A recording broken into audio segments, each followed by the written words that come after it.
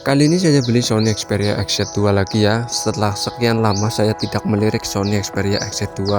Kebetulan saya mencari di marketplace Facebook, harganya sekitar 500 ribuan, jadi saya beli unitnya. Kalau saya cek di beberapa e-commerce ya, seperti Shopee, Tokopedia, terus di marketplace Facebook, harganya kisaran 500 sampai 1 jutaan ya, tapi tergantung kondisi, terus juga tergantung kelengkapan, tergantung HP ini keluaran mana. Kalau yang Jepang sekitar 500 sampai 1 jutaan, tapi kalau yang global sekitar 500 juga kalau yang minus, kalau yang non minus sekitar 1,5 jutaan, masih cukup mahal. Untuk unit yang saya beli ini kondisi fisiknya menurut aku masih terlihat sangat bagus. Ini masih terlihat cukup mulus. Mungkin sekitar 95% ya di bagian layar, back cover, terus untuk bezelnya juga ini masih kelihatan mulus banget. Cuma ada dan di bagian pojokannya mungkin ini habis jatuh ya, tidak pakai pelindung, jadi agak penyok. Terus untuk layarnya juga agak minus sedikit ya, ini agak bercak di bagian pojokannya.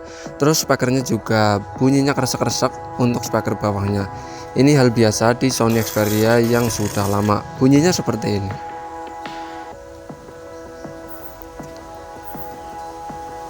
Ini termasuk penyakit bawaan dari Sony Xperia ya. Jadi kalau sudah lama speakernya biasanya kresek-kresek ataupun tidak bunyi. Kurang tahu kenapa, padahal HP-HP lain itu speakernya bagus meski HP-nya sudah lama. Untuk yang saya beli ini versi AU ya, atau versi Jepangnya. Jadi harganya sekitar 500 sampai 1 jutaan. Dan banyak banget bloatware-nya. Ini bahasanya Jepang, saya kurang tahu. Bloatware dari Jepang itu banyak banget. Banyak juga yang tidak bisa dipakai di Indonesia. Jadi ini perlu dibersihkan dan perlu dihapus. Mungkin nanti saya akan hapus atau install ROM global di Sony Xperia XZ2 yang saya beli ini. Sony Xperia XZ2 juga kurang laku di pasaran ya, bahkan peluncuran awalnya pun ini kurang laku di pasaran. Mungkin karena desainnya yang nyeleneh, tidak seperti Sony Xperia yang lainnya. Jadi desainnya agak ngelembung di bagian belakangnya, jadi mirip-mirip seperti baterai yang kembung, tapi padahal ini desain dari Sony Xperia XZ2. Mungkin Sony ingin desainnya yang lebih beda, lebih fresh, tapi ternyata ini menurut aku sih blunder, karena desain seperti ini kurang diterima di masyarakat, apalagi di masyarakat Indonesia. Bahkan desain seperti ini masih dipakai di Sony Xperia XZ3. Ini sih menurut aku blunder banget ya. Sony Xperia XZ2 saja gagal soal desainnya, apalagi Sony Xperia XZ3. Dan ini adalah akhir dari Sony Xperia XZ series. Jadi Sony Xperia XZ2 maupun XZ3 sudah tidak ada lagi ya. Sony Xperia XZ series sudah tidak ada lagi. Sebenarnya desain seperti ini nyaman banget di tangan ya, karena napak banget di telapak tangan. Tapi desain seperti ini kurang diterima di masyarakat, lebih yang suka flat. Apalagi desain Sony Xperia XZ2 ini seperti HP jadul ya, bezel atas bawah itu masih tebel banget. Jadi tidak seperti HP-HP zaman sekarang yang bezelnya cenderung tipis-tipis. Sebenarnya kalau dilihat secara spesifikasi, Sony Xperia XZ2 ini masih enak digunakan di tahun 2026 ini. Versi Androidnya memang ketinggalan, ini versi 10 ya. Sekarang sudah hampir versi 17 dan ini sudah ketinggalan sangat jauh. Keamanannya pun terakhir diupdate 1 Mei 2020. Ini sudah ketinggalan jauh banget. Tapi untuk kebutuhan harian menurut aku sih ini masih cukup enak dan masih bisa install aplikasi-aplikasi zaman sekarang. Untuk RAM dan internalnya juga sudah ketinggalan, yaitu RAM 4GB dan internal 64GB, dimana internal zaman sekarang itu minimal di 128GB. Tapi untuk kebutuhan harian ringan, HP ini masih enak banget, masih nyaman dan masih berjalan dengan lancar. Untuk menjalankan aplikasi-aplikasi zaman sekarang pun ini masih lancar ya. Saya sudah install banyak aplikasi untuk sosial media, e-commerce, bahkan untuk ngegame pun HP ini menurut aku masih cukup worth it di tahun 2026 ini. Meski HP ini tergolong HP jadul ya, tapi soal performa menurut aku HP ini masih cukup bisa diandalkan. Kalau kalian cek di skor Antutu, skor Antutunya menurut aku juga masih cukup tinggi ya, sekitar 535 ribuan. Ya mirip-mirip seperti Helio G99 atau Helio G100 lah, mirip-mirip skor Antutunya seperti ini. Dan ini masih sangat lancar banget untuk kebutuhan harian. Jadi untuk dijadikan sebagai HP utama maupun dijadikan sebagai HP kedua, HP ini menurut aku ini masih lancar, tidak ada kendala sama sekali. Kalau bicara soal chipset, memang Sony Xperia XZ2 ini sudah ketinggalan jauh banget ya. Ini menggunakan chipset flagship pada waktu itu, yaitu Snapdragon 845, dimana chipset ini sudah ketinggalan sangat jauh banget. Kalau nggak salah sekarang Snapdragon sudah sampai 8 Elite Gen 5 ya. Ini sudah sangat ketinggalan jauh banget. Tapi untuk kebutuhan harian seperti e-commerce, sosial media ini masih lancar banget. Untuk kebutuhan ngegame ya, saya sudah install seperti Mobile Legends dan PUBG Mobile. Ini juga grafiknya menurut aku masih tergolong cukup bagus. Ini bisa dapat grafik ultra standar tinggi untuk bermain game Mobile Legends. Jadi soal grafik untuk bermain game Mobile Legends ini bisa diandalkan ya. Paling cuma suhunya yang lumayan panas menurut aku. Untuk bermain game PUBG Mobile grafiknya mentok di HDR Ultra, tapi agak sedikit frame ya kalau HP-nya sudah mulai panas. Dan menurut aku kurang worth it untuk kebutuhan game seperti game PUBG Mobile. Tapi kalau cuma buat bermain game Mobile Legends maupun Magic Chess ini masih lancar banget. Paling suhunya yang menurut aku bisa dikatakan panas.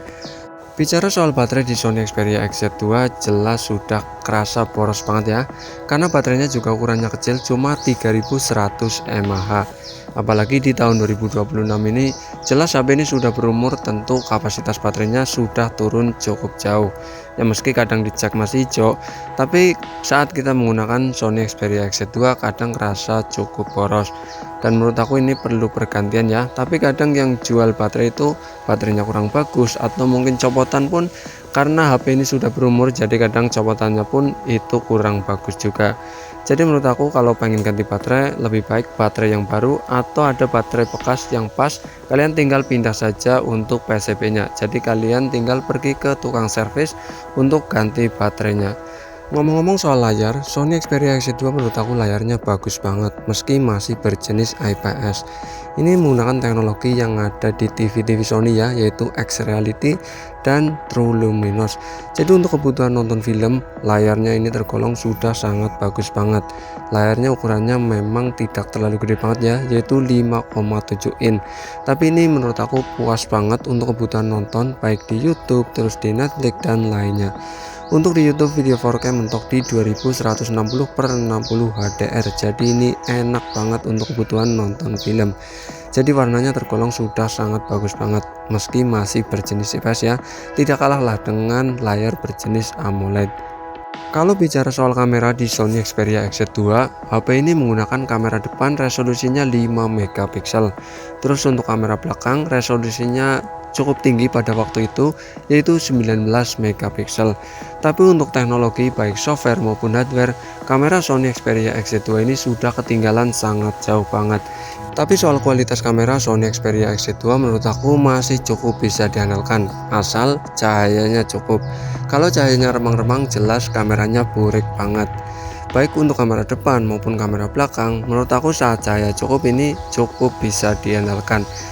Tapi sayangnya HP ini tidak ada OIS-nya ya. Padahal waktu itu sudah ada teknologi OIS untuk kamera belakangnya. Jadi saat kita menggunakan kamera belakangnya untuk merekam video, HP ini kerasanya geter banget. Jadi kurang nyaman lah untuk kebutuhan ngevlog video saat kita jalan. Untuk kamera depan ini resolusinya bisa maksimal ya di 5 megapiksel, dan untuk kamera belakang ini resolusinya juga maksimal di 19 megapiksel. Dan yang saya suka dari Sony ada tombol khusus untuk shutter kameranya. Jadi kita bisa klik setengah untuk fokusnya dan klik full untuk mengambil fotonya. Tapi sayang banget tombol ini tidak di-upgrade ya, tidak seperti iPhone yang mengupgrade tombolnya. Jadi bisa zoom in, zoom out dan mengambil foto dari tombol itu. Padahal Sony masih menggunakan tombol, tapi sayang tidak di-upgrade. Untuk perekaman video kamera depan mentok di Full HD ya, tidak bisa 4K. Tapi maklum, HP ini HP yang sudah lama. Banyak HP yang seumuran tidak bisa 4K untuk kamera depannya. Dan untuk kamera belakang mentok di 4K 30 fps ya, tidak bisa 60 fps. Dan sayang banget HP ini tidak ada OIS nya. Jadi untuk kestabilan video menurut aku sangat kurang banget. Padahal zaman dulu HP ini termasuk HP flagship dan sudah ada teknologi OIS, tapi tidak disematkan di Sony Xperia XZ2. Untuk hasil foto dan video nanti saya akan kasih lihat di akhir video ini ya. Oh ya, buat teman-teman yang pengen beli Sony Xperia XZ2 sebaiknya dipikir-pikir terlebih dahulu ya. Memang HP ini harganya murah, masih enak untuk kebutuhan harian, dan masih cukup lah untuk dijadikan sebagai HP utama. Tapi sebaiknya dipikir-pikir terlebih dahulu, meski harganya murah tapi banyak kekurangannya. Terutama HP ini keluaran Jepang ya, jadi banyak banget yang WiFi only seperti yang saya beli ini. Karena HP ini tidak terdaftar di Bea Cukai dan sudah ada regulasi IMEI ya, jadi kebanyakan yang WiFi only. Terus buat teman-teman yang masih menggunakan handsfree kabel, di Sony Xperia XZ2 tidak ada lubang jack audio 3,5 mm. Sayang banget ya, padahal Sony dari dulu sampai sekarang pun ada lubang jack audio 3,5 mm, tapi tidak disematkan di Sony Xperia XZ2 maupun Sony Xperia XZ3 series. Bahkan di Sony Xperia One juga tidak ada. Dan satu hal lagi yang saya kurang suka dari Sony Xperia XZ2 maupun Sony Xperia XZ3 series ya, yaitu letak fingerprintnya yang menurut aku kurang nyaman.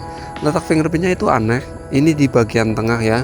Jadi kita sering keliru kalau kita ingin menggunakan fingerprint, kadang kita mencet di bagian kameranya. Dan hal itu sering banget keliru bagi para pengguna Sony Xperia XZ2 maupun Sony Xperia XZ3 series. Jadi kalau kita ingin menggunakan kamera, seringkali kameranya sudah kotor ya, jadi kita harus ngelap dulu kameranya. Memang kalau sudah terbiasa itu jarang keliru, tapi masih sering keliru juga. Jadi kadang mencet fingerprint, kadang mencet kamera, jadi ini yang kurang nyaman menurut aku. Bicara soal kekurangan, HP ini juga banyak banget fiturnya ya, seperti wireless charging. Memang fitur ini jarang banget digunakan, tapi paling tidak ada fitur wireless chargingnya. Terus masih ada LED notifikasi khas banget HP Sony. Terus HP ini juga sudah ada NFC gyroscope hardware, jadi enak sekali buat kebutuhan yang suka menggunakan NFC maupun main game menggunakan gyroscope.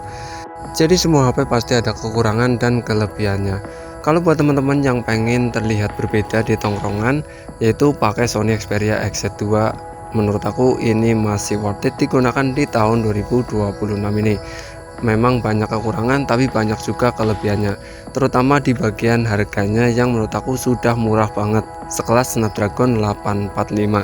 Jadi untuk kebutuhan harian, untuk sosial media, terus juga untuk banking, terus untuk kebutuhan ngegame seperti Mobile Legends, HP ini masih enak banget dan masih nyaman, masih lancar. Paling kendalanya di baterai yang sudah kerasa cukup boros, dan HP ini juga kerasa cukup panas saat kita main game, baik Mobile Legends, PUBG Mobile maupun game-game lainnya. Tapi secara keseluruhan HP ini menurut aku masih lancar untuk kebutuhan harian seperti sosial media, banking, dan lainnya. Jadi masih cukup worth it lah digunakan sebagai HP utama untuk kebutuhan harian ringan. Mungkin cukup sekian. Oke, terima kasih.